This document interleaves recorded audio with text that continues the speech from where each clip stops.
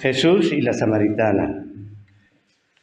Llegó a un pueblo samaritano llamado Sicar, cerca del terreno que Jacob le había dado a su hijo José. Allí estaba el pozo de Jacob. Jesús, fatigado del camino, se sentó junto al pozo. Era cerca del mediodía. Sus discípulos habían ido al pueblo a comprar comida. En eso llegó a sacar agua una mujer de Samaria, y Jesús le dijo: «Dame un poco de agua». Pero como los judíos no usan nada en común con los samaritanos, la mujer le respondió: «¿Cómo se te ocurre pedirme agua si tú eres judío y yo soy samaritana?» Jesús: «Si supieras lo que Dios puede dar y conocieras al que te está pidiendo agua», contestó Jesús, «tú le habrías pedido a él y él te habría dado agua de la que da vida». «Señor, ni siquiera tienes con qué sacar agua y el pozo es muy hondo. ¿De dónde, pues, vas a sacar agua que da vida? ¿Acaso eres tú superior a nuestro padre Jacob, que nos dejó este pozo, del cual bebieron él, sus hijos y su ganado? Todo el que beba este agua volverá a tener sed», respondió Jesús, «pero el que beba del agua que yo le daré no volverá a tener sed jamás, sino que dentro de él esa agua se convertirá en un manantial del que brotará vida eterna. Señor, dame de esa agua para que no vuelva a tener sed ni siga viniendo aquí a sacarla». «Ve a llamar a tu esposo y vuelve acá», le dijo Jesús. «No tengo esposo», respondió la mujer. «Bien has dicho que no tienes esposo. Es cierto que has tenido 5 y el que ahora tienes no es tu esposo.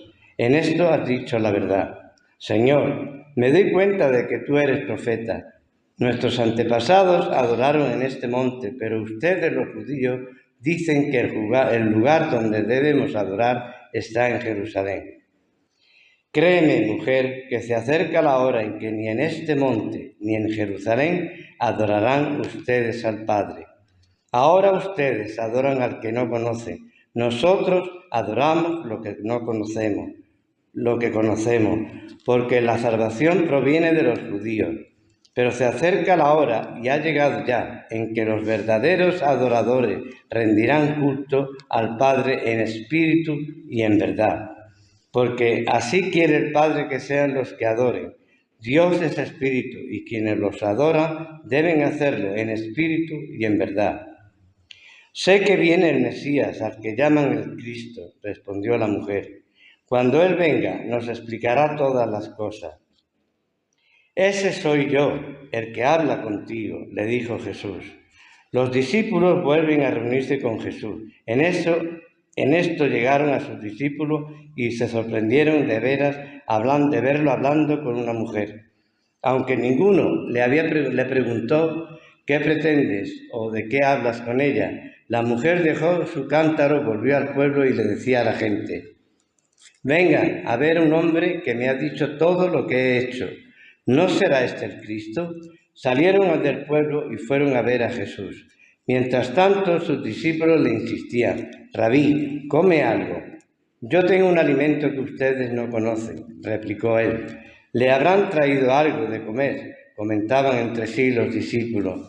«Mi alimento es hacer la voluntad del que me envió y terminar su obra», les dijo Jesús. «¿No dicen ustedes: todavía faltan 4 meses para la cosecha? Yo les digo: abran los ojos y miren los campos sembrados. Ya la cosecha está madura, ya el segador recibe su salario y recoge el fruto para vida eterna. Ahora, tanto el sembrador como el segador se alegran juntos, porque, como dice el refrán, uno es el que siembra y otro el que cosecha. Yo los he enviado a ustedes a cosechar lo que no les costó ningún trabajo. Otros se han fatigado trabajando y ustedes han cosechado el fruto de este trabajo». Muchos de los samaritanos que vivían en aquel pueblo creyeron en él, por el testimonio que daba la mujer. «Me dijo todo lo que he hecho». Así que cuando los samaritanos fueron a su encuentro, le insistieron en que se quedara con ellos. Jesús permaneció allí 2 días, y muchos más llegaron a creer por lo que él mismo decía. «Ya no creemos solo por lo que tú dijiste», le decían a la mujer. ahora lo hemos oído nosotros mismos y sabemos que verdaderamente este es el Salvador del mundo. Amén.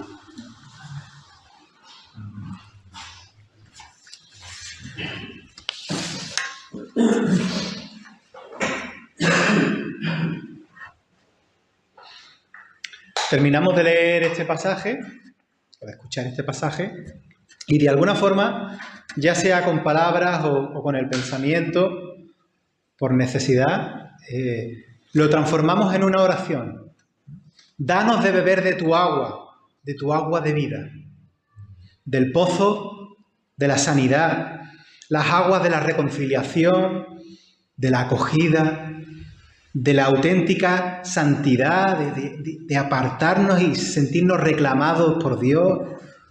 Danos de beber de tu agua fresca, de tu espíritu, agua que nos revitaliza de verdad, la que tras beberla no volveremos a tener sed, sed de salvación, la sed de sentido, de querer una vida completa, ¿no? Porque en Cristo la tenemos. El agua del Espíritu, el agua de la gracia de Dios, la abundancia de sentirnos saciados, completos, abrazados en Dios, ¿no?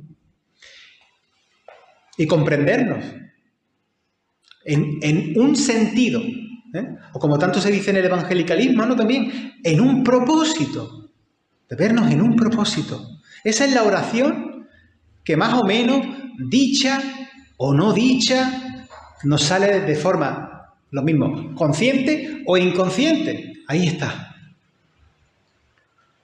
Pero hay un montón de cosas en este pasaje.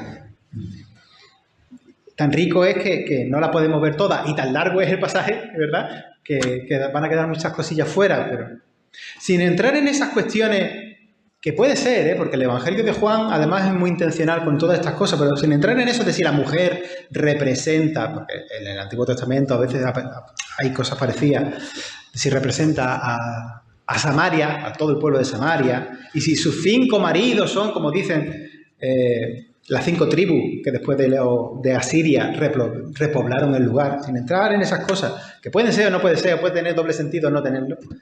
En un sentido directo, que es donde nosotros nos vamos a meter en el pasaje, al parecer, todo ocurrió, todo lo que se nos desarrolla aquí, en la hora, la vamos a llamar nosotros la hora de la vergüenza, la hora a la que nadie iría a llenar su cántaro al pozo. O sea, la hora sexta eran las 12 del mediodía, cuando el sol está pegando más fuerte.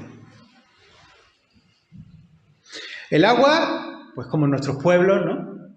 El agua se sacaba del pozo cuando era tempranito, o cuando caía la tarde y la temperatura era más fresca. Pero en Samaria no se va a las 12 del mediodía a recoger agua del pozo. Sin embargo, en este pasaje, pues, encontramos a una samaritana que va a llenar su cántaro a esa hora, a la hora de la vergüenza, para no cruzarse con nadie. Se trata de una mujer que ha tenido muchas parejas y que probablemente eso hacía saltar las críticas, el chismorreo, ¿no?, de las vecinas y de los vecinos. Y en esa hora de la vergüenza, donde piensas que vas a estar sola o solo, que cada uno también piensa en sus propias cosas, en esa hora de la vergüenza, donde crees que no habrá nadie y por eso vas, para evitar encontrarte con gente que te pueda mirar, que te pueda rechazar, que pueda tener una mala actitud, en ese momento de voy a estar solo, te espera Cristo. Me tenéis que perdonar porque soy muy pesado. Lo digo siempre, pero es que es un elemento importante del texto. Entonces, no solamente lo digo ahora y me excuso de que lo digo siempre, sino que lo voy a seguir diciendo. Es un elemento importante del texto. Jesús, en vez de hacer como todos los judíos, bordeando el río, ¿verdad?, dice el texto que va de Judea a Galilea metiéndose donde nadie se quería meter, en territorio samaritano. Y esto no es solamente un ejemplo para nosotros, de no hacer acepción de personas y ir donde hay personas que son rechazadas, excluidas, sino que también es recordatorio de que si tú misma, tú mismo, te encuentras en un lugar de rechazo, donde, entre comillas, la gente de bien no quiere meterse, no quiere estar, Dios en Cristo, que no te rechaza, va a cruzar bien dentro de ese lugar, de tu situación, y va a entrar donde nadie quiere entrar para encontrarse contigo. Hoy hemos dicho, ¿verdad? Hemos dicho que es 8 de marzo, Día Internacional de las Mujeres. Bueno, y para los que digan, ¿y cuándo es el Día del Hombre? El Día del Hombre es el 19 de noviembre y en otros países el 19 de marzo como el Día del Padre. Bueno, pues hoy es 8 de marzo y sin pretenderlo, el leccionario nos ha traído esta joya de texto. Una mujer, para mayor sorpresa, samaritana. Para darle una vuelta más, una mujer que se sale de lo establecido en cuanto a las relaciones maritales. Va a ser protagonista de un encuentro con el Señor muy, muy significativo. Antes que el mismísimo Pedro haga la confesión de que tú eres el Cristo, el Hijo de Dios viviente, y se toma como el punto de partida para... Aquí Jesús por primera vez lo va a decir, que Él es el Mesías. Y se lo va a decir a ella, mujer, a ella, samaritana, y a ella con un currículum, ¿no?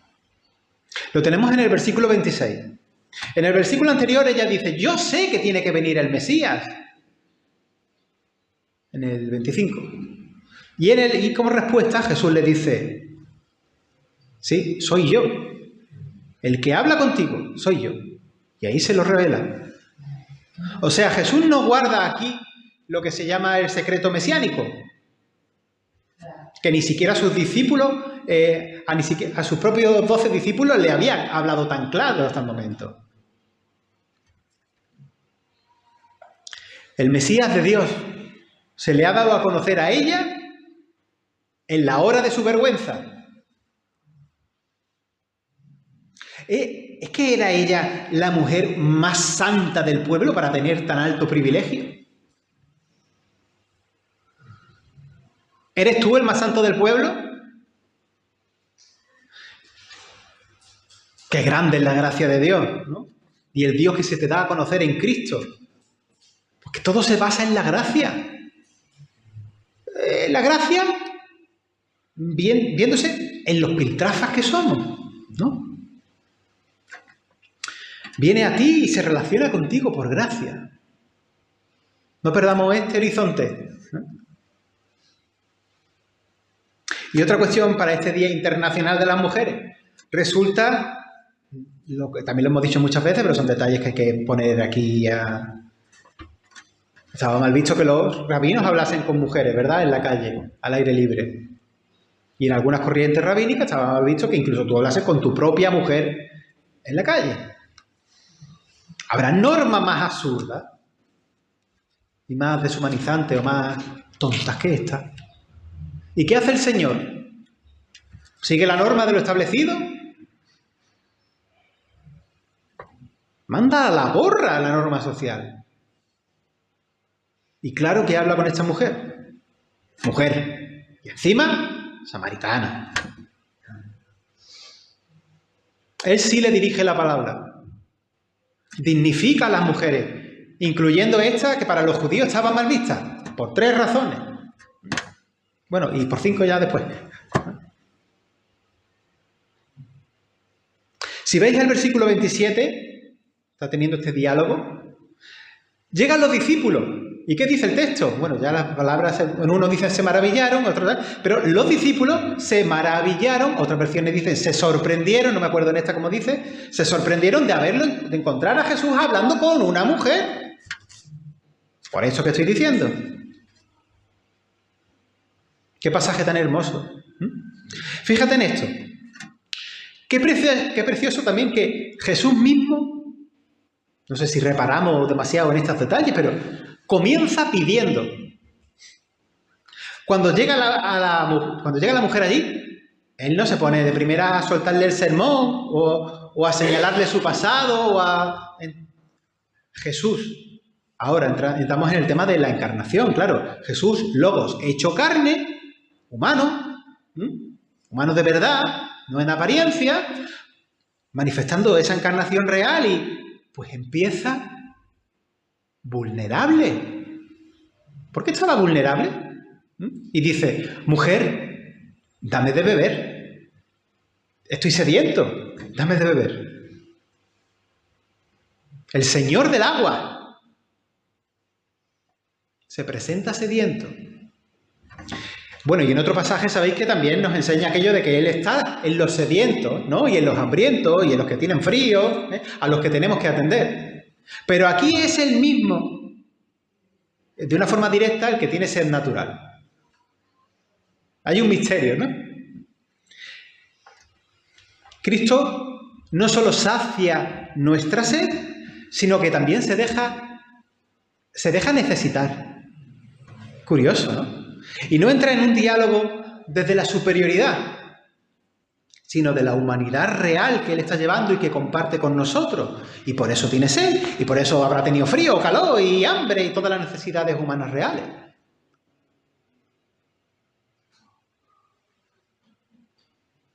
Es que la encarnación tiene mucho miga, tiene mucho misterio. Y luego, aunque aquella mujer no fuese una teóloga, tampoco es que fuera una ignorante, ¿eh? ¿Qué conversación más profunda desarrolla? Ella habla, saca a la luz, ¿no? El debate teológico entre el monte donde oraban los samaritanos, que antiguamente había un templo en ese monte y que ellos reclamaban como que era el verdadero, aunque en esa época ya estaba demolido. Y los estudiosos, los académicos, le sacan punta al lápiz en esta cuestión. Ella saca a relucir el debate de si hay que orar en ese monte o si hay que hacerlo en el templo de Jerusalén. Pues diciendo, mirad, vosotros los judíos, nosotros los samaritanos tenemos encima de la mesa este debate de cuál es el lugar correcto para orar. Así que antes de hablar de cualquier cosa vamos a tratar este tema. ¿Qué hacemos con esto? Y Jesús le da la respuesta que todos conocemos. Ha llegado el tiempo que los verdaderos adoradores lo hacen en espíritu y en verdad. En la autenticidad del encuentro sincero con Dios, de dejarte encontrar también sinceramente con Dios. El lugar es lo de menos. Y no estamos hablando, cuando se presenta esto, en un debate o en un nivel de debate que haríamos hoy, que diríamos, no, pues, que si la iglesia evangélica, que si la iglesia católica, que si la ortodoxa, que si dentro de la evangélica, pues la esta es mejor que... No, la raíz de aquello tenía más problemas, más profundidad, era más grave. ¿Y a dónde va Jesús? Jesús lleva la cuestión a la sinceridad con Dios, ¿no? A la autenticidad, ¿no? Sea auténtica, sea auténtico. Sé sincero, déjate encontrar con... Sí, Dios lo ve todo, ¿no? En transparencia con Dios, ¿no? Que estamos rotos, pues estamos rotos. Que estamos mal, pues estamos mal, ¿no?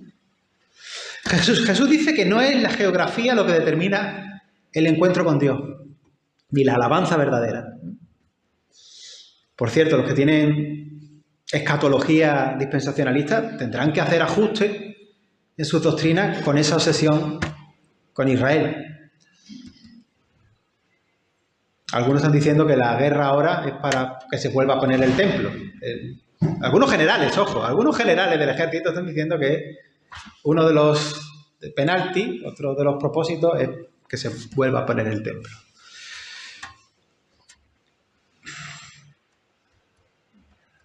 Aparte hay algo decisivo para nosotros en el sentido de que la samaritana vivía marcada por varias cosas, ¿no? Por varias fronteras. La frontera étnica, entre judíos y samaritanos. Estaba la frontera religiosa también, que si templo y monte, como ves aquí se ha reflejado. O que si el Pentateuco hebreo o el Pentateuco samaritano, que también lo estuvimos hablando un día nosotros con Josué, ¿no? Fronteras morales, por su propia historia personal. Y en el pasaje, pues entra también la frontera social, ¿no? De una mujer que tiende a evitar miradas. Y también la cuestión de, aquí metemos lo de que un rabino esté hablando con ella, ¿no? Hay un montón de cosas ahí en el tema social, un abanico. Y este tipo de fronteras en el encuentro con Cristo quedan tumbadas. Jesús las cruza todas. Y hoy puede ser que las circunstancias, que las cosas de la vida nos pongan fronteras de otro tipo. Que de las fronteras cuando las vive son como muros de hormigón, gordos, ¿no? Pero Jesús también las cruza. Jesús también las cruza. Sí. Ser un verdadero adorador no depende de un lugar, pero tampoco depende de nuestro pasado. Y yo me arriesgo a decir que ni siquiera de nuestro pasado presente, el de hace 5 minutos, ni de nuestro currículum espiritual. Solo depende de la sinceridad ante el Espíritu que Dios derrama, como el versículo este de Romano que yo puse antes, que ha derramado amor, ¿no? En su sinceridad en el encuentro con Dios. Y a veces encontramos personas que nos dicen, es que yo estoy demasiado torcido ya, ¿no? Estoy ya tan mal, tan metido en el fango de la vida y de cosas que yo no me atrevo ni a orar, ¿no? Es que no se trata de lo torcido que esté. 5 minutos antes de haber visto lo que he dicho del vídeo esta mañana, me salió otra cosa, de un famoso cantante de reggaetón de estos de Puerto Rico, que decía, bueno, tiene su trayectoria, ya sabemos los cantantes de reggaetón cómo son. Este no es de los famosos cantantes de reggaetón convertidos al cristianismo. Este es uno que dice que algunas veces pasa, estamos hablando de Puerto Rico, donde la mayoría de iglesias pues, son evangélicas, mezcladas, ¿no? Cuando paso por la puerta de una iglesia, me entran ganas de entrar dentro de la iglesia. Pero no puedo.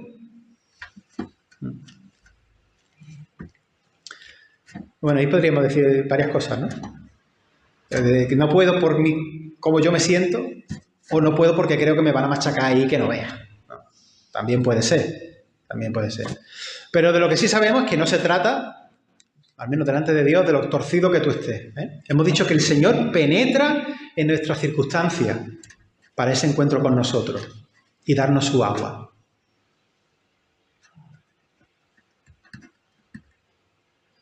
Y hemos dicho que Jesús nos encuentra en la hora de la vergüenza, que para cada cual será la suya. Qué curioso, ¿eh? Esta mujer vino a una hora que esperaba que no hubiese nadie. No quería encontrarse con nadie. Y resulta que después de encontrarse a Jesús allí, ella quiere ir a encontrarse con todos. Quería evitar a los vecinos, que los vecinos no me vean. Pero ahora va a buscarlo a todos y a dar el anuncio de que ha encontrado al Mesías, que vengan a conocerlo, que he encontrado a un hombre. La mujer que evitaba las miradas de la gente se convierte en testigo, no por obligación, como algunas veces nosotros lo podamos hacer de un programa de estos de evangelización un poco artificial, ¿no? No es eso. Es porque le fluía a ella con naturalidad, con fuerza de lo que acababa de vivir. Y fue a dar testimonio a los que no quería ver. Y mira qué sencillo, ¿no? Ella no hace un tratado de cristología para hablar correctamente de Jesús. Es que me he encontrado, ¿no? Y te suelta ahí, pues yo qué sé, medio credo. No hace un curso de misionera. Ella va del tirón y dice las cosas como le salen. Venid a ver a un hombre que me ha dicho pues todo lo que he hecho. ¿No será este el Cristo? ¿No será este el Mesías? Ya está. Esa es la invitación que hace. Qué torpe, podríamos decir también. Y sin embargo, fíjate en el resultado luego. Y además hay una medicina potente para los cristianos hoy. Y es que ella, porque no sucede eso, ella no dice, vení a ver al hombre que me ha condenado. El que me ha dicho todo lo que he hecho y me ha dicho... Es que me ha echado en cara toda mi vida. Me ha reprochado todos mis pecados. Jesús ni la condena, ni la ridiculiza, ni la humilla, ni nada de esto. Al revés, mira cómo es la gracia. El maestro es que se ha saltado las normas, ha roto los convencionalismos y le ha hablado a una mujer en público, una mujer samaritana y una mujer con esa vida. Y la ha dignificado, le ha dicho quién es. ¿Quién es él? Prefiero. ¿Quién era ella? También se lo dijo. Pero le dijo quién era él, reveló que él era el Mesías. Estoy terminando, pero es que a este texto se le puede sacar mucho. Y entre los versículos 39 al 42 vemos que muchos samaritanos creyeron en él, en Jesús, por la palabra de esta mujer. Esa que era torpe, esa que decía, venía a ver a este que me ha dicho todo lo que he hecho. No será este el Mesías, o sea, ni siquiera está afirmándolo. Y muchos creyeron en él por la palabra de esta mujer. Y otros, porque ellos mismos habían ido y habían escuchado directamente, ¿no? También por el testimonio de esta mujer. Reconociendo, como dice el versículo 42, luego dicen estos hombres, o estas personas, ya habría de todo, ¿no? Hombres y mujeres. Sabemos que este es, ¿qué? Un poquito más. El Salvador del mundo. No de Israel, no de los judíos solo, sino del mundo. Lo habían visto, se habían dado cuenta, ¿no? Habían experimentado que Él es el Salvador del mundo. Aquí tenemos una muestra de sanar, ¿no? De sanar en el Mesías pueblos enemistados, que es lo que es la Iglesia. La Iglesia, pues, somos muy diversos, somos muy de muchos sitios, ¿no? Y pensamos también algunas veces de maneras un poco distintas. Y luego, a lo largo de la historia del cristianismo y a lo largo del libro de los Hechos, también vemos más sorpresas. Y creo que, bueno, ¿qué podemos decir de esto hoy? Dos pueblos enemistados que se reconcilian en el Mesías.